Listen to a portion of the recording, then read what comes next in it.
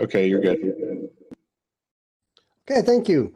Good evening, everyone. Welcome on this very nice April evening in Northeast Ohio. I would now like to get the regular, or now call the regular board meeting to order. Meeting called at 6:03. Do roll call. Jim Anderson. Present. Dr. Falvo Lang. Here. Marie Higgy is excused. Carmelita Smith excused. Sydney Sutter. Here. Dan Sutter is here. Okay, let's move to in memoriam.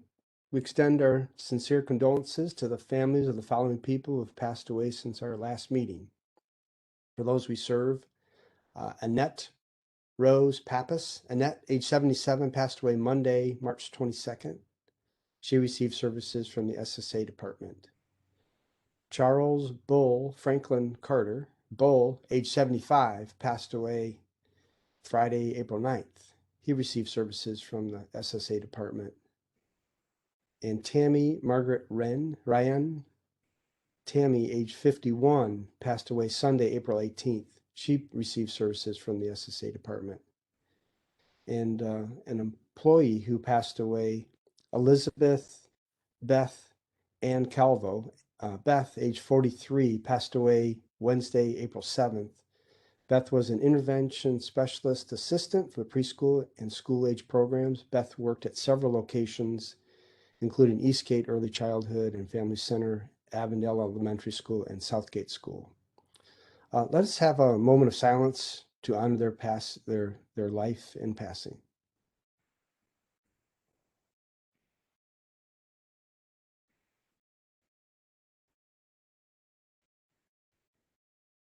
Okay, thank you. I now need a motion to approve minutes from the regular board meeting held March 23rd. Anderson motions. A second. Falvo Lang seconds. Any additions, revisions, or corrections? With none, all in favor of approval of board meeting minutes, say aye. Aye. Aye. Opposed, say nay. No abstentions. Board meeting minutes are approved. At this time, entertain anyone for public speaks. Anyone there for public speaks? Okay, we can move on to the president's report. Hey, good evening again. Just a reminder that we are having a board in service at the conclusion of this regular board meeting. We each have been provided with a separate link to enter the training. Our presenter for this in service is Pete Moore, CEO of the Ohio Provider Resources Association. He'll be sharing information regarding the legislative priorities as well as the work they are doing to address the direct support professional workforce crisis. Very much looking forward to hearing about this information. With that, I'll conclude the president's report and turn it over to Bill. Yeah, tonight my superintendent's report will be very, very brief. Certainly just will direct you to the board reports of all the departments. The work that is done each month is just amazing by our department heads and the staff that support people with disabilities in our community. The reason for the shortness of my report is wanted to take some dedicated time so we could get an update from our newest principal, Rebecca Holthout, and have her talk about some of the great things that are going on there. So with that, go ahead. That concludes the superintendent's report. Okay, thank you. So committee and department reports are in our board packet. Are there any additions or deletions that need to be made at this time? With that, with none, we'll move on. We don't have any old business or new business, but we do have a presentation this evening. As Bill said, Rebecca Holthouse, our new principal of school programs, will share a presentation highlighting some of the work that's currently taking place within our school age program.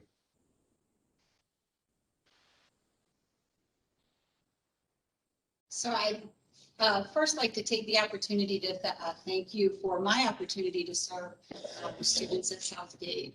It's been an amazing 5 months, getting to know the staff They're amazing as well, just hardworking, dedicated group of people.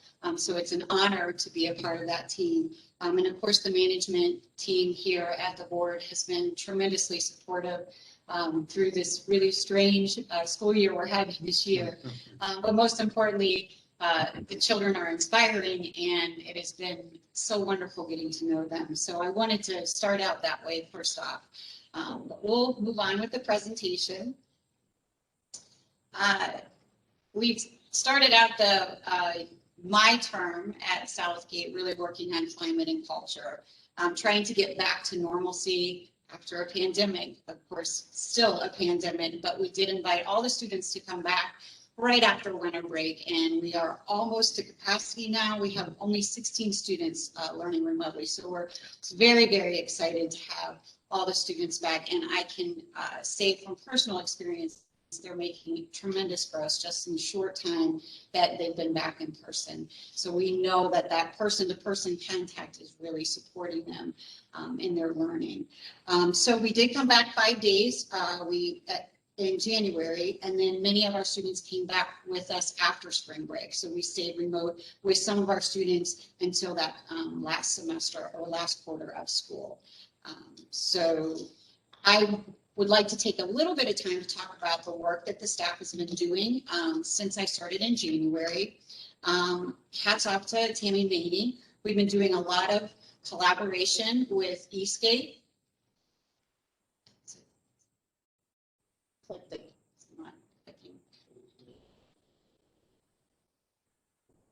Technical difficulties.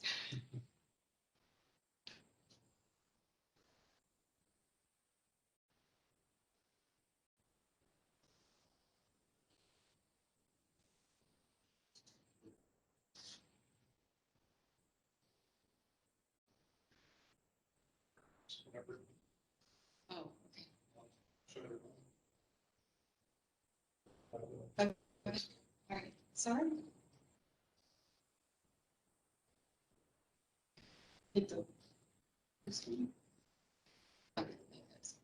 So we've been doing a lot of collaboration with EASTGATE. We're working together to develop positive behavior intervention supports for EASTGATE through Southgate. By doing through our PBIS programming, that's sort of how we manage our classrooms and how we manage our building expectations. We're trying to make them very continuous so that the transition from Eastgate to Southgate is pretty much seamless for our children, understanding that they do well with repetition and common expectations and continuity. We've also been working with 2 teams in each of the buildings on our comprehensive continuous improvement plan, our CCIP. These will be our goals moving forward together with Eastgate that we will focus on for the next 3 years. So that's been an exciting endeavor. In fact, our staff met over spring break, so we're pretty proud of their extra work. Beginning in January, we really started on curriculum planning in the building. We were focused on extended state standards. We are currently using the unique program for our curriculum and found that we really needed some more training. So Bill was very gracious in allowing me to train the entire staff, including our intervention assistants, in the unique curriculum. So the unique curriculum does focus on extended state standards. We are working very hard on common instructional practices in our classrooms so that we can share those practices and share common data we're getting out of assessments we're providing for our students on the extended state standards. We're currently working on identifying curriculum resources, and we are in the throes of our first few teacher-based team meetings where we're meeting as whole group teachers and then in grade level bands. So those meetings will continue into the following school year weekly, hopefully. We are currently getting ready to meet as a team to actually identify class lists for next year, really talking about kids and where they'll most be successful, what kind of environment and what kind of teacher would be best for each one of our students. So that's an exciting collaboration we're getting ready to start on. So I'll talk a little bit about elementary first. This would be our kindergarten through 6th grade classrooms. We really were struggling to find a curriculum based solely for our students. So after that staff development around Unique, we started looking at other programming for our children. We also reached out to other DD programs in the state to kind of gauge what they're using that's very successful with their students. We ended up staying with Unique, but moving over to more of the preschool units so we can start those base skills with our students and really build some continuity all the way out through our transition program. We also worked hard on establishing common behavioral expectations. We realized that really being, again, continuous with our programming and very intentional around what we're teaching our students is the best way to meet the needs of the children in the building. So you'll hear me say a lot, very continuous and intentional about all the practices that we engage in the building.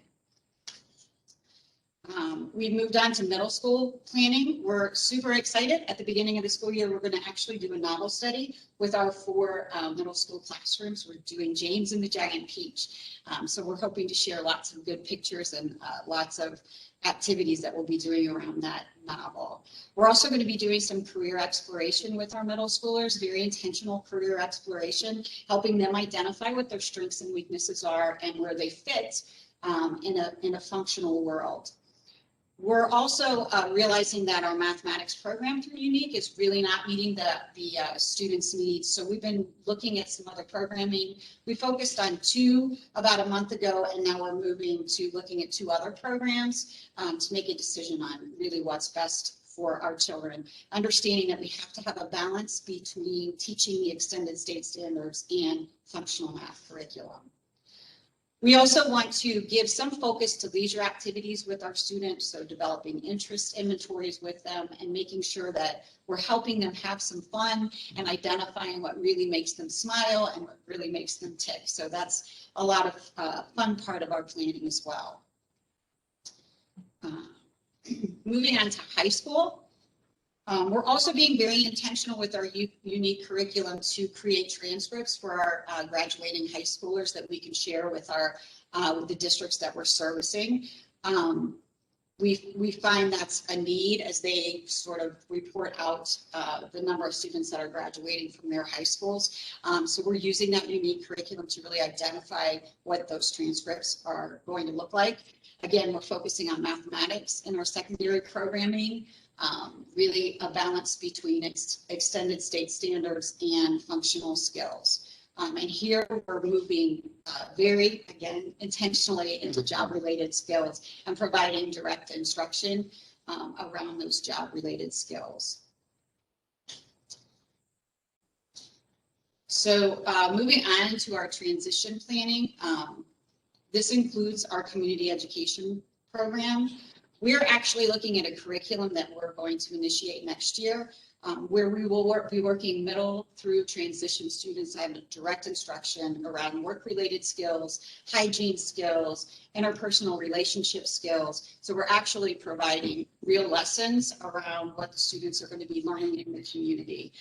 We really want to look at what independence looks like for each one of our children leaving our program and sort of back that down into all the programming that we do kindergarten through transition, really identifying where we can fill in the gaps so our students are becoming more and more independent. We're also looking at repurposing the Chromebooks that we use for remote learning and really finding some software programs that work for our students in terms of functional curriculum and being able to use those as part of their life as a way to make their functional life better for them or easier. And so we'll talk a little bit about whole building initiatives for next year. We are relooking at our PBIS programming. Right now it's really building wide, and what we'd like to do is take those expectations and kind of narrow them down for each of the individual students. We really want to bring common language, a common response to behaviors to everyone in the building so that anybody visiting our classrooms, our therapists or speech therapists, will be able to integrate those behavior strategies with all our students. So we're bringing just some repetition of our expectations and really narrowing it down individually to the skills that each one of our children has. So we'll be looking very closely at our PBIS program and our behavior programming and kind of revamping that so it looks very individualized for each of the children in the classroom. With our CARES Act money, we bought sensory items for each one of our classrooms. We feel this is really important, especially for our students who really need those sensory breaks during the day. We're also working on intentional movement activities to really create mental alertness for our students so that they're ready to learn, so that they're ready to grasp the content that we're teaching them. We feel like this is a good way to really integrate behavior management and academics all kind of in one way. We also want to increase parental involvement. We will have an open house for our parents this school year where they can come in and see the spaces where their children are learning. Because we'll have class lists made up before the end of the school year, we'll be able to reach out to the parents. The teachers will be able to do that over the summer. I will be able to do that over the summer. We can also create some transition opportunities for our students so they can go into the classrooms that they're going to be in next year, meet the teachers that they're going to have. So we're hoping to alleviate some of the stress of a transition to another classroom. I've been posting regularly on Facebook. We'll continue doing that. Love sharing what's going on in the building and hope you are enjoying the pictures as well. I have been sending weekly e-blasts out to the parents, keeping them informed of what's going on in the building. I'll continue to do that next year. We also will be hosting monthly parent meetings where we actually invite the parents in and learn different strategies to use with their children, kind of making that an opportunity for parents to share with one another. Sometimes when you bring commonality and help the parents see that they're not alone in this child rearing venture, they tend to share and feel supportive of one another. So that's kind of where we're headed for next year. I've thrown a lot of information at you and tried to keep it timely because I know you guys have a nice evening ahead of you, but if you have any questions, please feel free to ask. Okay, Rebecca, thank you. That was a really good presentation.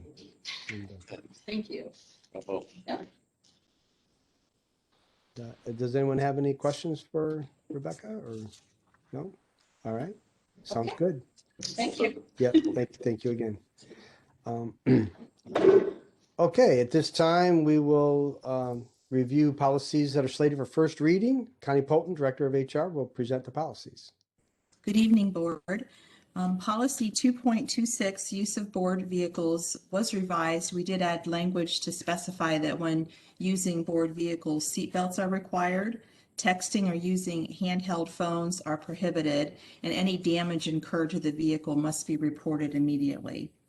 Policy 4.31, political activities, along with policy 5.03, early intervention enrollment in child records, were both reviewed with no changes. Policy 5.04, Individualized Family Service Plan, IFSP, just had a small revision. We did add language stating that the use of assessments is ongoing to monitor child development. Policy 5.05, Early Intervention Staffing Ratios, along with Policy 5.08, Preschool Program, were both reviewed with no changes recommended, as were policies 6.09 mobile devices and policy 6.12 outsourcing.